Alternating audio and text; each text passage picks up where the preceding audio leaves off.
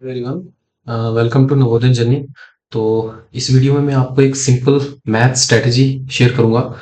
अगर आप GK SSB CGL banking railways या किसी भी एग्जाम की तैयारी कर रहे हैं जिसमें आपको मैथ्स आना ही आना है एग्जाम में, तो ये वीडियो आपके लिए है। ठीक है, तो अब आपको मैथ से परेशान होने की कोई ज़रूरत नहीं है। ठीक है, तो वीडियो के एंड तक बने रहें।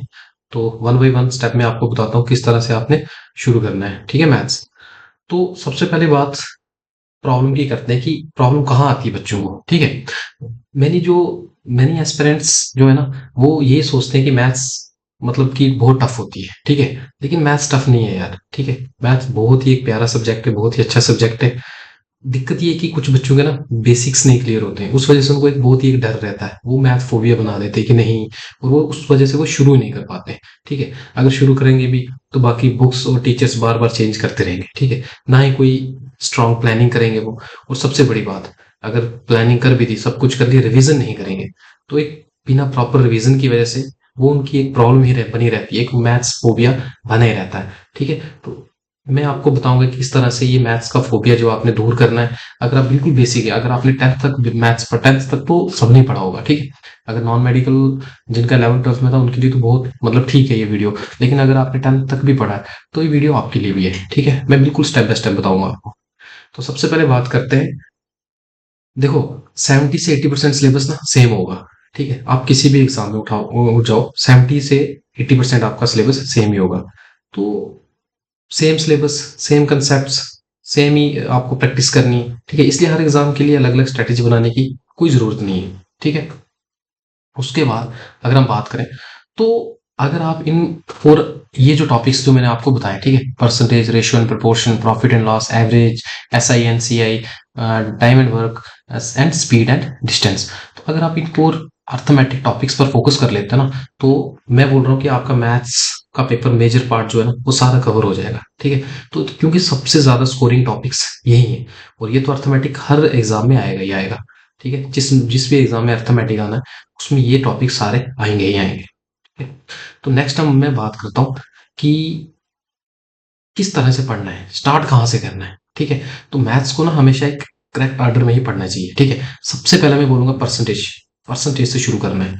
परसेंटेज पढ़ो, देन उसके बाद रेशियो एंड प्रोपोर्शन, फिर प्रॉफिट एंड लॉस, उसके बाद एवरेज, उसका सिंपल इंटरेस्ट, कंपाउंड इंटरेस्ट, उसके बाद टाइम एंड वर्क, फिर स्पीड एंड डिस्टेंस। जब आपके ये सारे टॉपिक्स कवर हो जाएंगे ना, तो अब मैं बोल रहा हूँ कि 70 से 80% आपका मैथ्स लगभग समझ लो हो ही गया। थोड़े बहुत टॉपिक रह जाएंगे, फिर इसमें एडवांस मैथ बच गया। एडवांस मैथ तो लगभग मतलब हर एग्जाम में नहीं आएगा आपको। ठीक है, अगर आता भी है तो आपको घबराने की जरूरत नहीं है, क्योंकि अगर आप इतना कर लेते हो तो वो भी कर लोगे। ठीक है, थोड़ी सी और मेहनत करनी पड़ेगी, वो भी कर लोगे। ठीक है, तो मैं अब आपको बताता हूँ कि ठीक है, ये हो गया किस तरह से पढ़ना है, कौन से टॉपिक कैसे स्टार्ट करना है, ये मैंने आपको बता दिया। अब मैं आपको बताऊंगा कि सोर्स कहाँ से फॉलो करने हैं। तो जो मेरा एनालिसिस है, मैं अपने अकॉर्डिंग बताऊंगा। तो गगन सर हैं, बहुत बेस्ट हैं, बहुत अच्छे हैं। गगन सर हैं, आदित्य रंजन सर हैं, ठीक है, राकेश यादव सर हैं। ठीक है, बहुत मतलब मैं बोल रहा हूँ कि अगर मैं सिंपल बताता हूँ कि अगर जिसने 11th 12th में मैथ्स रखा है ना, तो वो आंखें बंद करके गगन सर का कोर्स ले लो, या गगन सर का यूट्यूब पे काफी सारा मटेरियल पड़ा हुआ है, फ्री मटेरियल पड़ा हुआ है।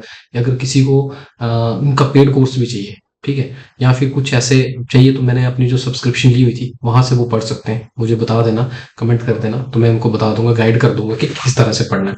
ठीक है, लेकिन अगर किसी ने 11th 12th में मैथ्स नहीं पढ़ा है, ठीक है, अगर वो बेसिक थोड़े उनके लग रहा है कि वीक है, तो वो आदित्य रंजन सर के साथ या राकेश यादव सर, किसी भी सर के साथ जा सकते हैं। ठीक है, एक कोई एक टॉपिक उठा लिया परसेंटेज की, एक आदित्य रंजन सर की देख ली वीडियो, राकेश यादव सर की भी देख ली, जिसके साथ आपकी सेटिंग अच्छी बैठ जाए उसके साथ पढ़ लो। लेकिन अगर आपका बेसिक अच्छा है तो मैं रिकमेंड करूंगा गगन प्रताप सर के साथ, क्योंकि मैंने खुद गगन सर से पढ़ा हुआ है। ठीक है, तो बाकी सभी टीचर्स अच्छे हैं। तो बुक्स के लिए मैं आपको बता देता हूँ। बुक्स के लिए अगर आप प्रैक्टिस करनी है आपने चैप्टर वाइज, तो किरण पब्लिकेशन की भी अच्छी बुक है। ठीक है, उसके बाद आप अगर गगन सर का कोर्स लिया है तो आप चैप्टर वाइज इनकी बुक भी पढ़ सकते हो। ठीक है, तो ये तो हो गया प्रैक्टिस के लिए बुक्स हैं। बुक आप कोई भी ले लो, ठीक है, किसी भी टीचर की ले लो, या कोई भी प्रैक्टिस बुक ले लो। अरिहंत की भी आती है। ठीक है, एक वो बड़ी सारी बुक्स हैं। ठीक है, कोई भी बुक ले लो, लेकिन बुक्स तभी आप क्वेश्चन करोगे ना जब आपके टॉपिक किसी टीचर से आप एक बार पूरे टॉपिक अपने क्लियर कर लेते हो। ठीक, उसके बाद जब आपने टॉपिक लिए, बुक से आप प्रैक्टिस कर रहे हो, चैप्टर वाइज क्वेश्चंस लगा रहे हो, उसके बाद बात आती है मॉक्स की। तो मॉक कहाँ से लगाना है? तो मॉक के लिए सबसे बेस्ट है टेक्स्ट बुक। ठीक है, इस पे आपको प्रीवियस ईयर के सारे मिल जाएंगे। हॉलीवुड, इसमें भी आपको प्रीवियस ईयर एसएससी के, बैंकिंग के, रेलवे के सब मिल जाएंगे। तो अगर आप पर्टिकुलर जेके एसएसबी की तैयारी कर रहे हो, तो जेके एसएसबी के लिए मैं आपको रिकमेंड करूंगा टेक्स्ट बुक तो हॉलीवुड लगाओ ही लगाओ। आप ट्रिपल एस ले लो, ट्रिपल एस के मॉक ले लो, या फिर जेके एग्जाम क्रैक करके ले लो। इससे आपको क्या होगा, इसमें ना आपको अपना रैंक दिख जाएगा कि आप कितने पीछे हो बच्चों से। ठीक, उस चीज का एक थोड़ा एक खुद के लिए आप एनालिसिस कर सकते हो कि आपसे आगे कितने बच्चे। ठीक है, आप कौन से नंबर पे फॉल कर रहे हो, क्योंकि कंपटीटिव तो अगर आप जेके एसएसबी को दे रहे हो तो यही होगा ना, जेएनके में ही होगा कंपटीशन आपका। ठीक है, तो ये सब सोर्सेज हैं। उसके बाद मैं यही आपका फाइनल मैसेज मेरा रहेगा कि एक टॉपिक उठाओ एक टाइम पे। ठीक है, मैथ्स प्रिपरेशन का सिंपल रूल यही याद रखो, एक टाइम पर एक ही टॉपिक पढ़ो, कंसेप्ट क्लियर करो, उसके बाद एमसीक्यू लगाओ, उसके बाद रिवीजन करो। ठीक है, वो रिवीजन जितनी स्ट्रांग होगी ना, सिलेक्शन उतना क्लोज होगा आपके। ठीक है, आप ये मानो कि जितनी जो बच्चा जितनी बार रिवाइज करेगा ना, उसकी सिलेक्शन तो पक्का है। ठीक है, रिवीजन बच्चे कह रहे हैं कोर्स ले लेंगे, सारे टॉपिक पढ़ लेंगे, एमसीक्यू प्रैक्टिस नहीं करेंगे, एमसीक्यू लगा दिया फिर हफ्ता भर छोड़ देंगे और ना रिवाइज करेंगे। परसेंटेज उठाया, परसेंटेज का पूरा पढ़ लिया उन्होंने। ठीक है, परसेंटेज पूरा पढ़ लिया, लेकिन बात क्या है कि परसेंटेज पढ़ लिया, जब रेशियो प्रोपोर्शन पढ़ने लगे, इसके नोट्स बनाएंगे, सब कुछ करेंगे, लेकिन इसको रिवाइज नहीं करेंगे वापस से, तब तक ये भूल जाएगा।